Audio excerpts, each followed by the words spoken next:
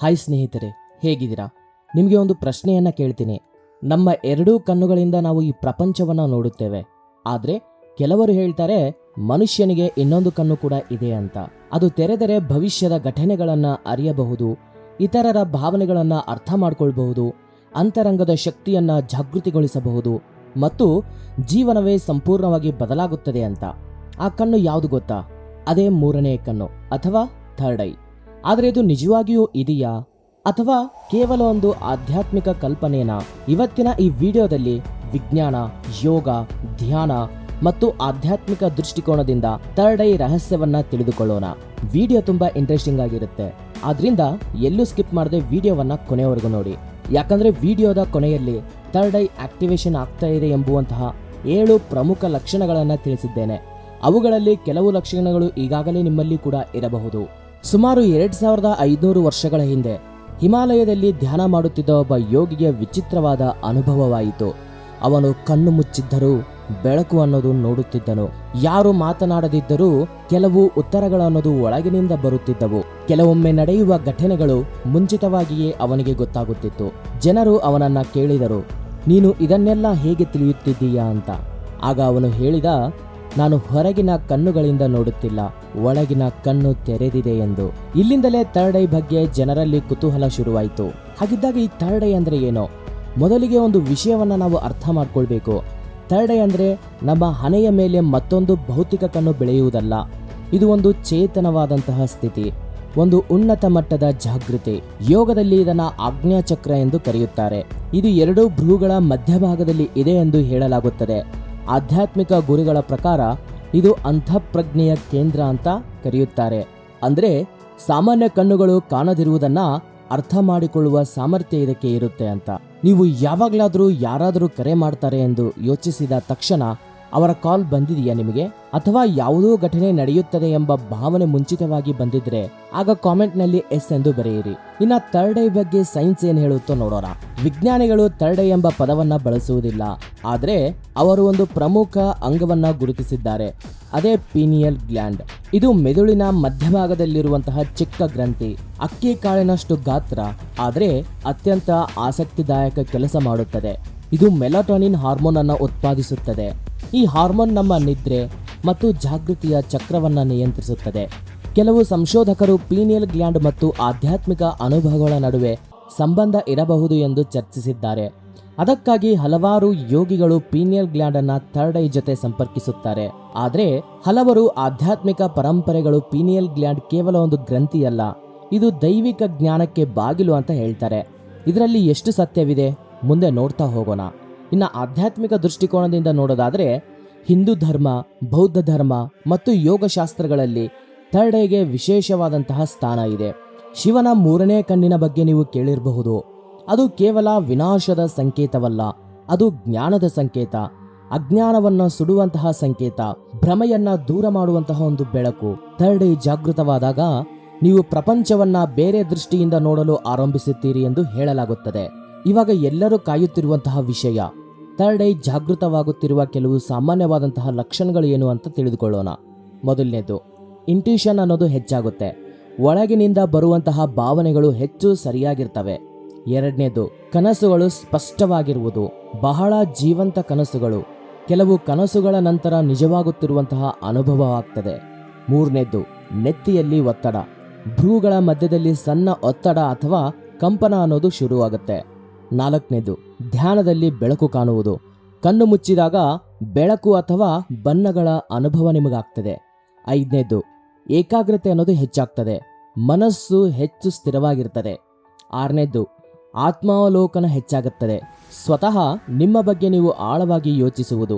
ಏಳನೇದು, ನಕಾರಾತ್ಮಕ ಅಭ್ಯಾಸಗಳಿಂದ ದೂರವಾಗುವುದು, ಮನಸ್ಸು ಸ್ವಾಭಾವಿಕವಾಗಿ ಶಾಂತಿಯ ಕಡೆಗೆ ಸಾಗ್ತದೆ. ಇನ್ನು ಥರ್ಡ್ ಐ ಆಕ್ಟಿವೇಶನ್ ಮಾಡ್ಕೊಳ್ಳೋದ್ರಿಂದ ಪ್ರಯೋಜನಗಳೇನೇನೋ?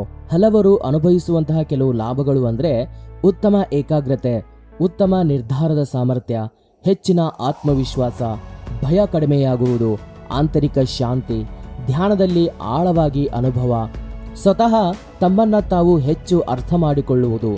ಈ ರೀತಿ ಲಾಭಗಳನ್ನು ಪಡೆಯುತ್ತೀರಾ. ಗಮನಿಸಿ, ಇದು ಯಾವುದೇ ಮಾಯಾಶಕ್ತಿಗಳ ಭರವಸೆಯಲ್ಲ. ಇವು ಮಾನಸಿಕ ಮತ್ತು ಆಧ್ಯಾತ್ಮಿಕ ಬೆಳವಣಿಗೆಯ ಭಾಗವಾಗಿರಬಹುದು.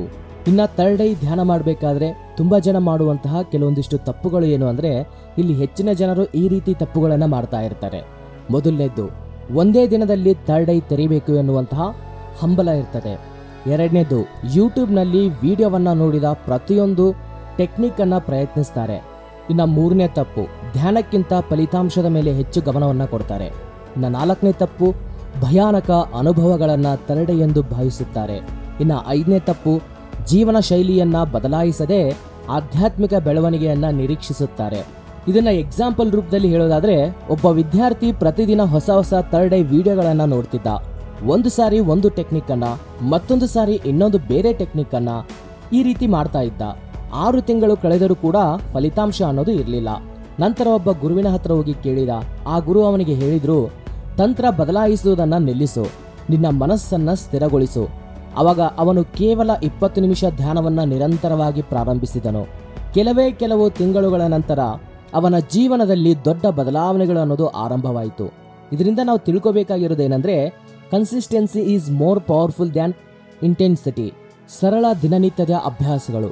ನೀವು ಬಿಗಿನರ್ಸ್ ಏನಾದರೂ ಆಗಿದ್ರೆ ಬೆಳಿಗ್ಗೆ 5 ನಿಮಿಷ ಆಳವಾದ ಉಸಿರಾಟವನ್ನ ಮಾಡಿ, ನಂತರ 10 ನಿಮಿಷ ಧ್ಯಾನವನ್ನ ಮಾಡಿ, ತದನಂತರ ನನ್ನ ಅಂತಃಪ್ರಜ್ಞೆ ದಿನದಿಂದ ದಿನಕ್ಕೆ ಬೆಳೆಯುತ್ತಿದೆ ಅನ್ನುವುದನ್ನ ನಿಮ್ಮ ಮನಸ್ಸಿನಲ್ಲೇ ರಿಪೀಟ್ ಮಾಡಿ. ಆಮೇಲೆ ನೀವು ಸ್ಕ್ರೀನ್ ಟೈಮ್ ಅನ್ನ ಕಡಿಮೆ ಮಾಡಿ, ಉತ್ತಮವಾದಂತಹ ನಿದ್ರೆಯನ್ನ ಮಾಡಿ, ಸಾತ್ವಿಕ ಆಹಾರವನ್ನ ಸೇವಿಸಿ, ಗ್ರ್ಯಾಟಿಟ್ಯೂಡ್ ಅನ್ನ ಪ್ರಾಕ್ಟೀಸ್ ಮಾಡಿ, ಪ್ರತಿದಿನ 3 ಕೃತಜ್ಞತೆಗಳನ್ನ ಬರೆಯಿರಿ. ಸೊ ಇವಾಗ ಒಂದು ತುಂಬಾ ಇಂಟ್ರೆಸ್ಟಿಂಗ್ ಆಗಿರುವಂತಹ ಪ್ರಶ್ನೆ, ಥರ್ಡ್ ಐ ನಿಜವಾಗ್ಲೂ ತೆರೆದುಕೊಳ್ಳುತ್ತಾ ಅಥವಾ ಅದು ಕೇವಲ ಮಾನಸಿಕವಾಗಿ ಬೆಳವಣಿಗೆಗೆ ಮಾತ್ರನಾ? ಬಹುಶಃ ಉತ್ತರ ಎರಡರಲ್ಲೂ ಕೂಡ ಇರಬಹುದು. ಯಾಕೆಂದ್ರೆ ಥರ್ಡ್ ಐ ಎಂದರೆ ಹೊಸ ಕಣ್ಣು ಬೆಳೆಯುವುದು ಅಲ್ಲ, ಅದು ಹೊಸ ದೃಷ್ಟಿಕೋನವನ್ನ ಹುಟ್ಟುವುದು. ಜಗತ್ತನ್ನ ಮಾತ್ರವಲ್ಲ, ನಿಮ್ಮನ್ನ ನೀವು ನೋಡಲು ಪ್ರಾರಂಭಿಸುವುದು. ಹಾಗಿದ್ರೆ ಸ್ನೇಹಿತರೆ, ಇವತ್ತಿನ ದಿನ ನಾವು ತಿಳಿದುಕೊಂಡಂತಹ ವಿಷಯ ಥರ್ಡ್ ಐ ಅಂದರೆ ಏನು, ಪೀನಿಯಲ್ ಗ್ಲ್ಯಾಂಡ್ ಜೊತೆಗಿನ ಸಂಬಂಧ ಏನು, ವೈಜ್ಞಾನಿಕ ಮತ್ತು ಆಧ್ಯಾತ್ಮಿಕ ದೃಷ್ಟಿಕೋನದಲ್ಲಿ ಯಾವ ರೀತಿ ನಾವು ಅದನ್ನು ನೋಡಬಹುದು, ಥರ್ಡ್ ಐ ಅವೇಕನಿಂಗ್ ಲಕ್ಷಣಗಳು ಹಾಗೂ ಪ್ರಯೋಜನಗಳು, ಜನರು ಮಾಡುವಂತಹ ಸಣ್ಣ ಪುಟ್ಟ ತಪ್ಪುಗಳು, ಸರಳವಾದಂತಹ ಅಭ್ಯಾಸಗಳು. ಆದರೆ ಒಂದು ವಿಷಯವನ್ನ ಮಾತ್ರ ನೆನ್ಪಿಟ್ಕೊಳ್ಳಿ, ಥರ್ಡ್ ಐ ಆಕ್ಟಿವೇಶನ್ ಒಂದು ಸ್ಪರ್ಧೆಯಲ್ಲ, ಇದು ಆತ್ಮ ಜಾಗೃತಿಯ ಪಯಣ. ಪ್ರತಿದಿನ ಸ್ವಲ್ಪ ಸಮಯವನ್ನ ಧ್ಯಾನ, ಆತ್ಮಾವಲೋಕನ ಮತ್ತು ಸಕಾರಾತ್ಮಕ ಜೀವನ ಶೈಲಿಗೆ ಕೊಟ್ಟರೆ ನಿಮ್ಮ ಜೀವನದಲ್ಲಿ ದೊಡ್ಡ ಬದಲಾವಣೆಗಳನ್ನು ನೀವು ನೋಡಬಹುದು. ನೀವು ಥರ್ಡ್ ಐ ಆಕ್ಟಿವೇಶನ್ ಬಗ್ಗೆ ಮತ್ತಷ್ಟು ಆಳವಾಗಿ ತಿಳಿದುಕೊಳ್ಳಲು ಬಯಸಿದರೆ ನಾನು ಥರ್ಡ್ ಐ ಆಕ್ಟಿವೇಶನ್ ಬಗ್ಗೆ ಸಂಪೂರ್ಣ ಕನ್ನಡ ಇ ಬುಕ್ ಅನ್ನು ಸಿದ್ಧಪಡಿಸಿದ್ದೇನೆ.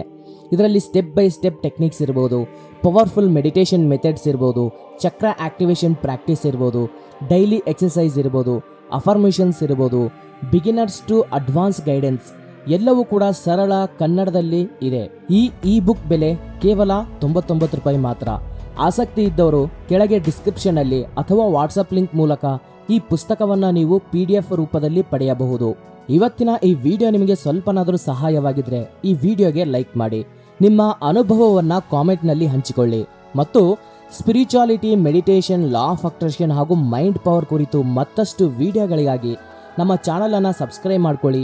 ಮುಂದಿನ ವಿಡಿಯೋದಲ್ಲಿ ಥರ್ಡ್ ಐ ಆಕ್ಟಿವೇಶನ್ ಬಗ್ಗೆ ಹಲವಾರು ಮತ್ತು spirituality, meditation, law of attraction ಹಾಗೂ ಮೈಂಡ್ ಪವರ್ ಕುರಿತು ಮತ್ತಷ್ಟು ವಿಡಿಯೋಗಳಿಗಾಗಿ ನಮ್ಮ ಚಾನಲ್ ಅನ್ನ ಸಬ್ಸ್ಕ್ರೈಬ್ ಮಾಡ್ಕೊಳ್ಳಿ ಅಂತ ಹೇಳ್ತಾ ಇವತ್ತಿನ ಈ ವಿಡಿಯೋವನ್ನ ಮುಗಿಸ್ತಾ ಇದ್ದೀನಿ.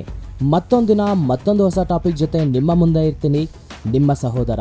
ಅಲ್ಲಿಯವರೆಗೂ ಧ್ಯಾನ ಮಾಡಿ, ಶಾಂತವಾಗಿರಿ ಮತ್ತು ನಿಮ್ಮ ಒಳಗಿನ ಶಕ್ತಿಯನ್ನ ಜಾಗೃತಿಗೊಳಿಸಿ. Thank you for watching this video. Jai Hind.